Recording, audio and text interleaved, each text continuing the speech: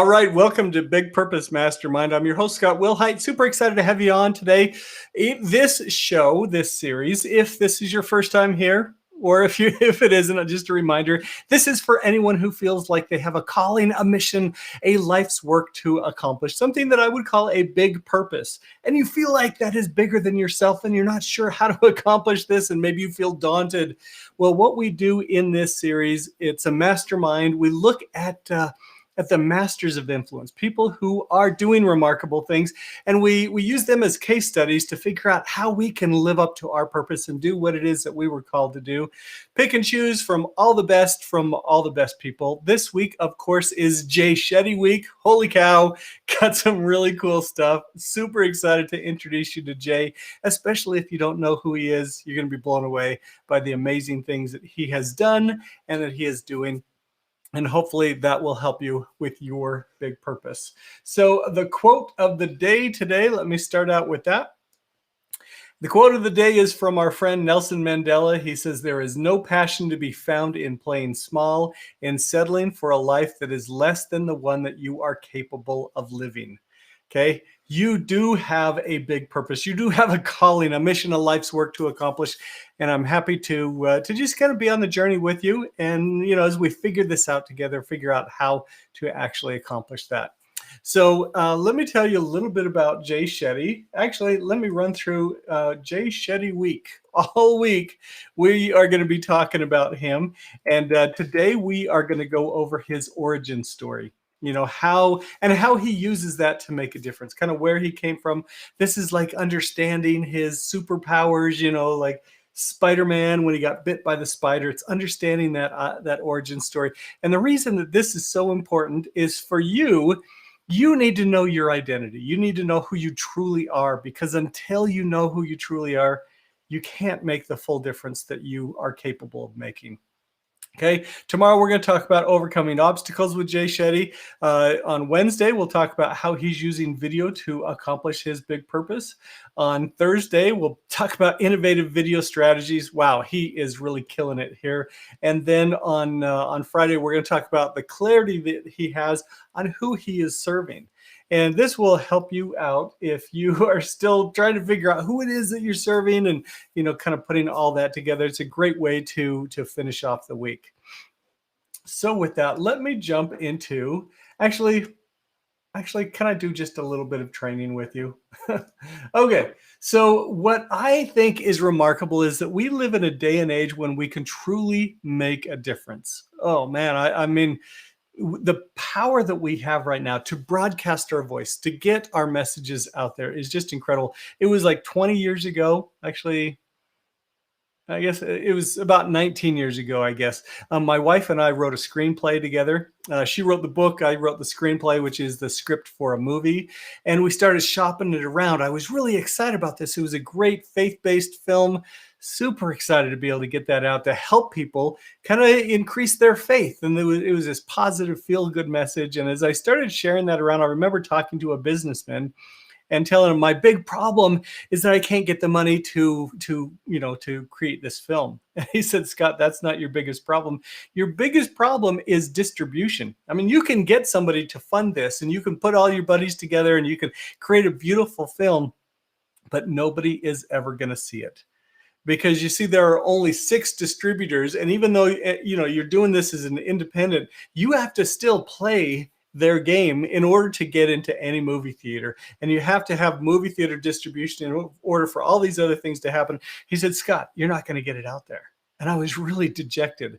Well, I got to tell you, the distribution model has changed. We have Facebook, we have YouTube, we have Vimeo, we have all of these opportunities to broadcast our messages out. And I truly believe that the way that we do this best is through trusted source video. And you're going to see this with Jay in amazing ways. He shows up to where he shares his message, he shares his stories, he shares his insights, his wisdom, and he is seen as that trusted source. You can listen to him, you can go, yeah, okay, he's somebody that I know, like, and trust. He's somebody that I can follow. And he might have some ideas for me that I can implement in my life. And he does this because he is truly serving. He is truly serving yes, there is sales in there. He's got a book. He's got a bunch of other things. And then he's able to scale. He's able to do this on a remarkable level. It comes because he starts out as that trusted source and he uses video in order to make that happen. You can do this too. Okay. Absolutely. Absolutely. You can make this happen. Okay. So with that, let me jump over to some video of him. So we're talking about his origin story today. I'm going to go to 137. This is an interview that he gave on impact theory. And in it, he kind of talks about his origin story. He started out as a really rough kid. I'm not going to play the part where he talks about like he was into drugs. He was into, doing a lot of things that experimental, trying to figure out, just kind of what life was about. And it's kind of shocking for somebody who would eventually go on to become a monk, that was the life that he was living. But what he talks about in here in his origin is that he was very dissatisfied. He was struggling trying to find out who he was. So I'm going to play a bit of this. Hopefully you can hear it, and we'll talk. From 14 to 18, I was like this kid who just wanted to try new things out. And my parents' rhetoric would always be, so hopefully you can hear that. Grades. And I used to think, well, if I can be bad and get good grades, then it all works, right? Everyone's happy. So that's kind of what I did. And at 18, I was really fortunate when I met a monk. And this monk was invited to speak. And I kind of just went because one of my friends forced me to. At that time, I was listening to CEOs and entrepreneurs and business people and marketers who I thought that's what I was aspiring to be. Okay, so he's going around, he's trying to figure stuff out, and he's listening to as many people as he can, as many voices as he can, marketers, CEOs, all this stuff. And he hears this one voice from this quiet monk, and it just pierces him. There's something that calls him to step forward and continue listening. And then I hear this monk, and he captivated me like no one had ever captivated me before. It was like staring at the most beautiful woman on the planet. I was completely fixated on him and his message. And that is the beginning, without me going into too much detail before we probe, that was the beginning of what changed me. Because I went from being someone who did only want all those things to become successful and trying to, but I started hearing my own inner voice much more in all that noise that I had around me. Okay, he started listening to that inner voice. That is really the key for you to get what you want, for you to get that peace, that satisfaction, for you to understand who you are, your true identity, for you to understand your big purpose, is to listen to that inner voice. I love how he talks about this. I love how he not only heard the voice, but he started following it. And so actually what he did was he started interning at these amazing places, but then in his summers he would go and he would spend time with this monk, and like all of his vacations, all of his spare time, he would spend time doing monk things. I'm going to fast forward to 337. And he noticed with these monks that there was something different about them. And one kind of interesting thing is this monk that had truly captivated him. He had been offered jobs by Google and Yahoo and some really big companies, but he chose to live a life as a monk because of that inner peace. And he recognized this in him. Okay, so let me play this part. Having fame, that just doesn't seem to add up. And then meeting the monk kind of made that shift possible. And as I said, he was completely captivating. And then I found out that he'd given up jobs in Google and Microsoft to be a monk. Okay. And I thought to myself, who does that? He's given up everything that I'm chasing and that all my friends are chasing, but he seems happier than anyone I've ever met before.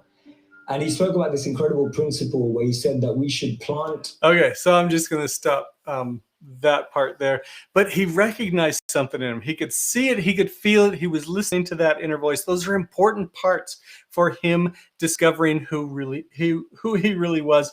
And then I'm going to just play this one last part. Again, this is all helping you, hopefully, discover who you really are, what your true identity is, what your superpower is. And so much of it starts with observation. So much of it starts with becoming quiet and listening to that inner voice. And one of the things that he starts observing is all these people who are successful, who are following the American dream or whatever, he starts to recognize maybe they don't have what it is that he really wants. So pay attention to this little bit. I think it's really important for you to understand this one principle. Here we go. Maybe a little music. I believe the moment was I've always had friends who are older than me. And I could see a lot of them in the most successful careers, successful jobs, beautiful partners, whatever it was. But I saw a sense of lack of fulfillment, meaning, and purpose in their lives. Okay. And I've always been an observer, and I would see these people who are like 5 years older than me, 7 years older than me, maybe 10 years older than me.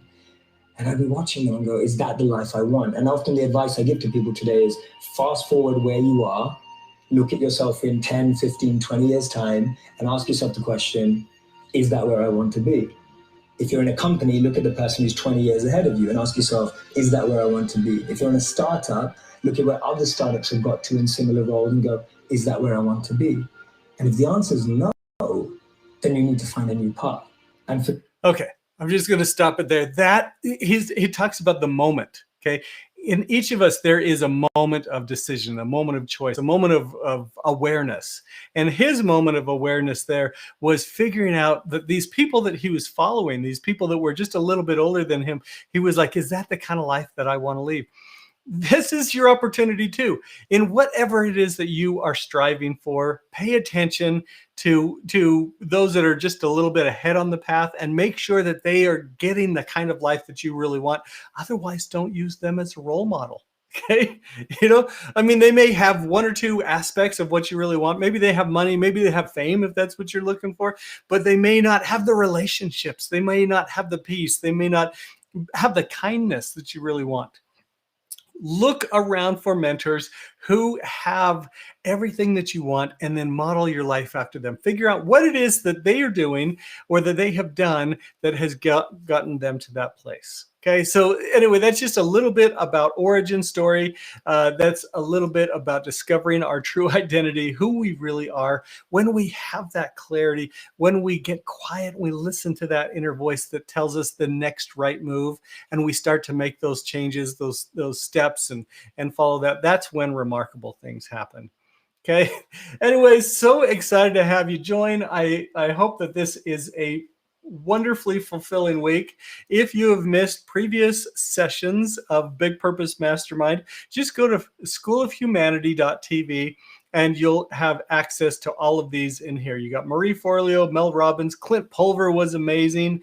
Lisa Nichols, holy cow. So many great masters of influence are in there. It's absolutely free. You get free access in there and you get all these different sessions. Because one of the things that hopefully you'll be able to find is that everyone lives their purpose differently, and everyone uses technology different, and everyone uses the ability to communicate in different ways. And you can take the best from everyone on that stuff that really resonates with you.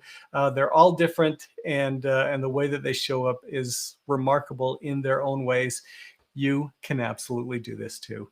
So with that, I just want to remind you, hopefully that gives you some encouragement for the day so that you can get going. And I just want you to encourage you now to go make life better.